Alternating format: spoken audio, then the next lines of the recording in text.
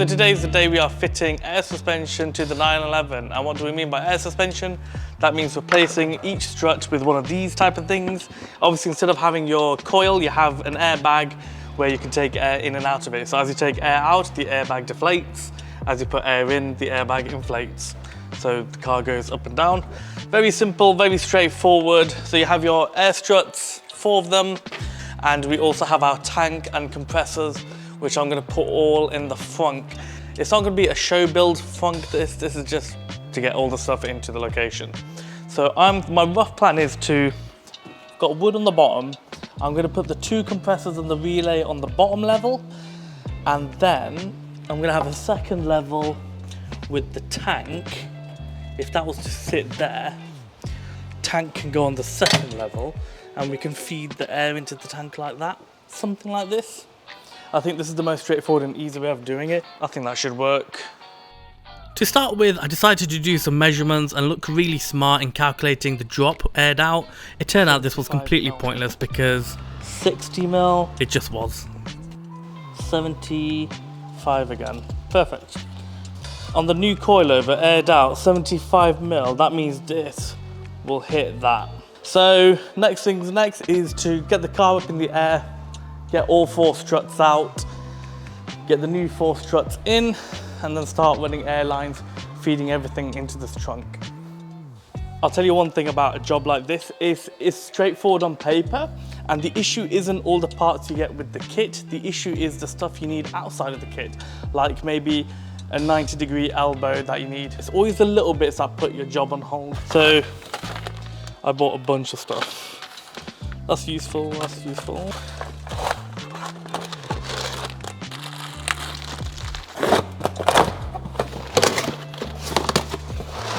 This is where my Amazon addiction starts to show. Ah, yes, okay, we're getting somewhere.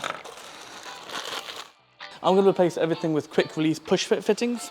So the concept is you put your airline in and it just snaps into place, and that's it. And then to release it, you push the collar down and pull the pipe out. Really efficient, much easier, much faster, just better all round.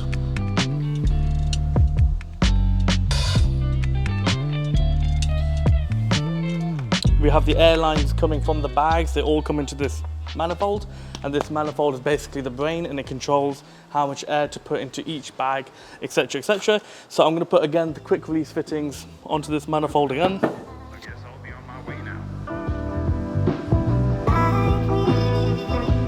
You just give me a...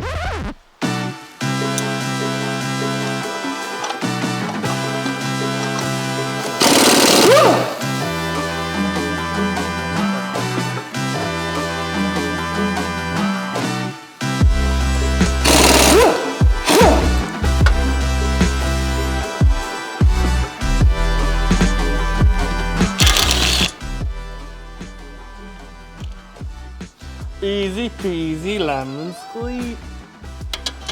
See. 1, 2.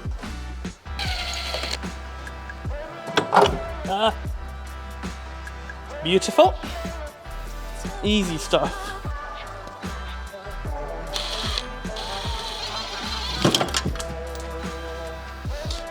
Perfection, that's the left one.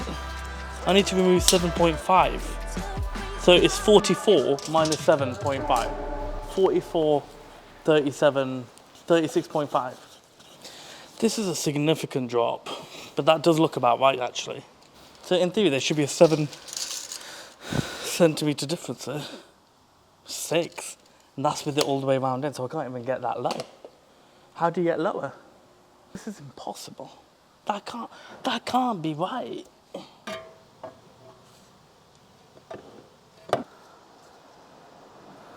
Unless you're supposed to have it wound all the way in.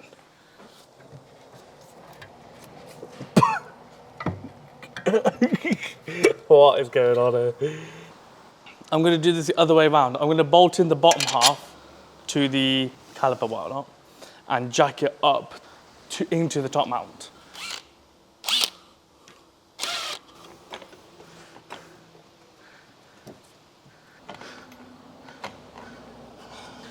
All the calculations are wrong because when you put the weight on the bag will go flat. There was no reason for me to shorten it as much as I did. As soon as the weight is on, it's gonna drop right down to the floor anyway. You can take this shit out.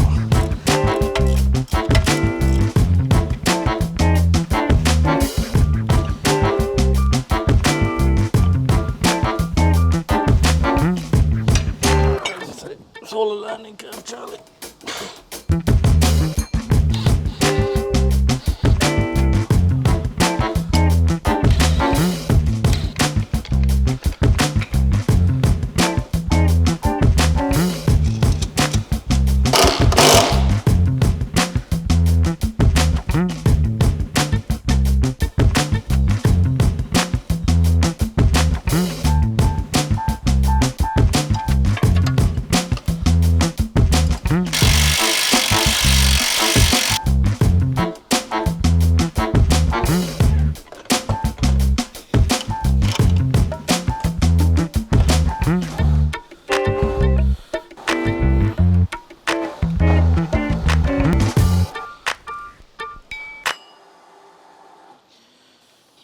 Right, the rear's a little bit more complicated. We need to remove some of the engine stuff.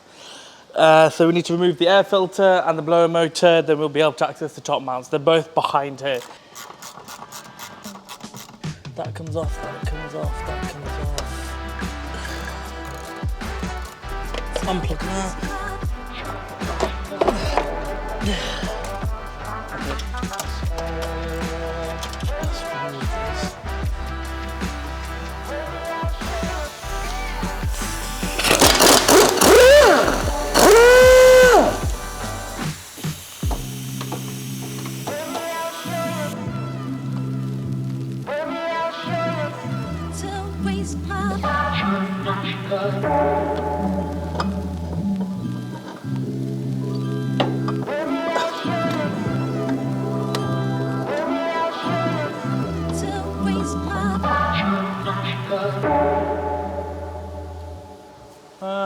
I'm not sure. 2 hours later. Okay, let me explain to the camera the situation we had. With the 964, for about 1.5 years, they ran an old strut mount. And then in 1990 or something, they changed to a new strut mount, which is slightly narrower. It's very risky getting coilovers, whatnot, because a lot of the time you may get the older one, which is slightly wider and will never fit the newer one. I have the newer one, so obviously with my luck, I was sent the old strut mount, which is quite wide. So basically what I've done is, it's not really that complicated actually, I just took the top mount from the coilovers I had and stuck them on the new airbags. That's it really. No, what's more annoying is we battled trying to fit this bloody thing on there for a good solid half an hour, I'd say. Oh, fuck, I can't be asked to do it. Let's just get this on. Straight in.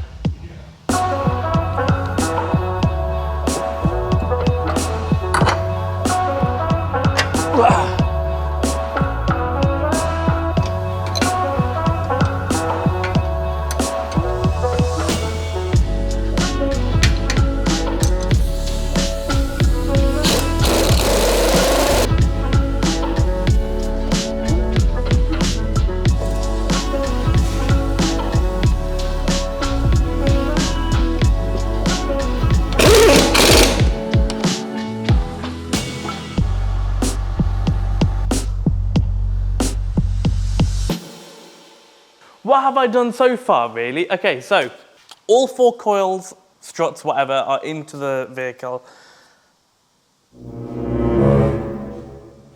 Okay, so all 4 struts are into the vehicle. As I said, everything is going into the funk, the compressor, the management, all of that stuff's going in here. So we just need to run 4 air lines right into the funk. Now, a quick look, and it's actually really, really straightforward, or it looks straightforward. The rear air lines attach it to the struts, and we're just going to follow the brake lines, fuel hoses. We'll come straight through the tunnel. And then at the back of the funk, there's a grommet right here. So we can just send all 4 airlines into that grommet. Bottom of the funk, airlines will just come straight through and up into the management. Easy.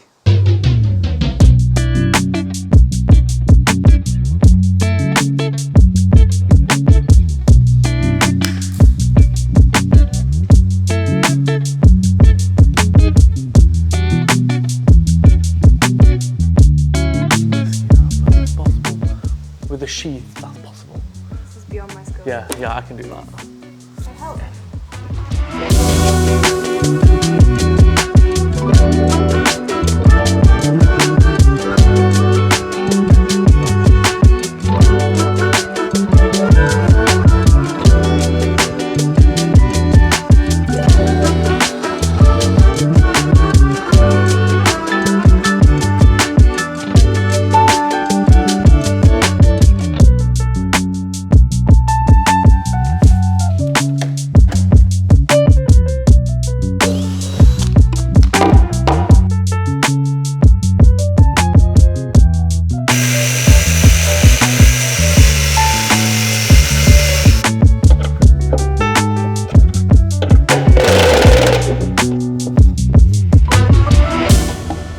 Tried to make my own bolt, made it too short.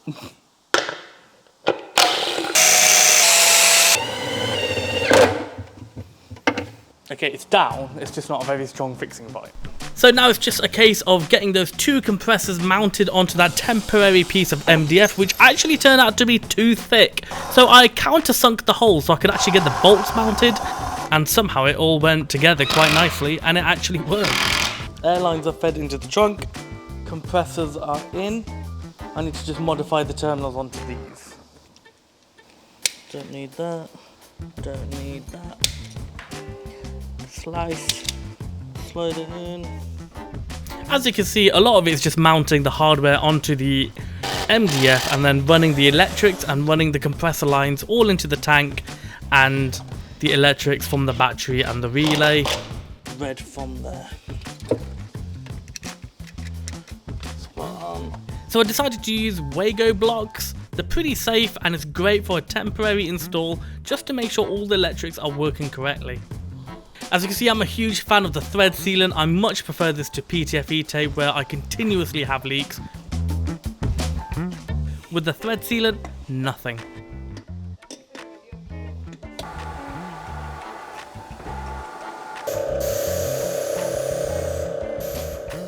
Right, so yesterday we turned on the system, filled it with air, and one of the pipes blew off on the rear. Thus, I no longer trusted the rear system. The front's pretty safe because it's got those braided hoses. So I went off to a pneumatic shop and purchased, or got made, 2 industrial hydraulic lines to go into the 2 rear bags. So yeah, all good. So built it up today, retested the system, no leaks, all good, all solid, very happy. So now it's just a case of tidying up the wiring and fiddling with the alignment, because for some reason this driver's side or near side wheel sticks out a bit more than the other side, so some wheel alignment needs to go on. I don't know what's going on there, so I need to fiddle with that, camber and whatnot. I've got a lot of wiring in this vehicle, because normally you'd have the battery normally in the back of the car or the front in the bonnet, and then you'd have the tank in the boot, so you'd be running long lines back and forth. In this car, every single wire is at the front. So I'll probably zip tie them all nicely, make it look nice and tidy. Not any point, you can't use a boot anyway, but yeah. I officially have no boot in the car.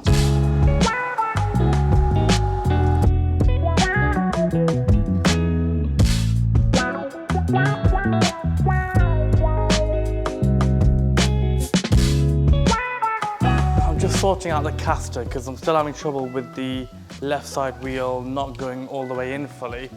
Cast on this side to just over 2.5 inches from the bumper. On this side, at the moment, it's under 2 inches from the bumper, so we just need to adjust the caster and pull the wheel towards the rear of the car, which you can normally do on one of these adjustment pins which I've loosened. So as you can see, as you dial it back, you can adjust the wheel. So I'm just going to dial it all the way back and measure it. Bang on 2.5. That's it, that's perfect. Just making sure.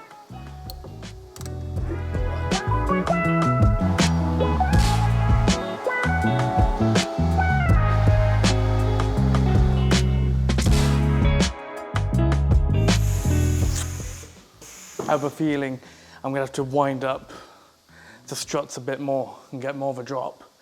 Because fully aired out, it's not quite right. It doesn't look completely down. I think I've made them too long, the struts. So plan is button everything up, sort out this mess, get it outside, get it properly sat, drop it down, and we'll see probably what needs adjusting.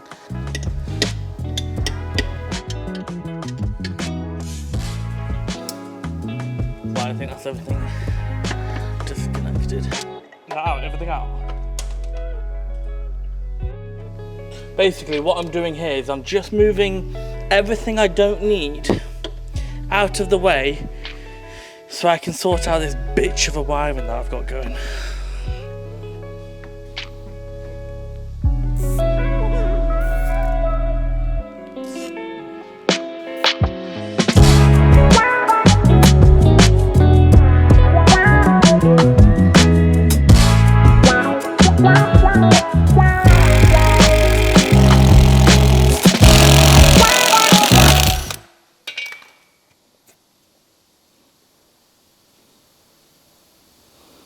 May possibly need to replace that connector.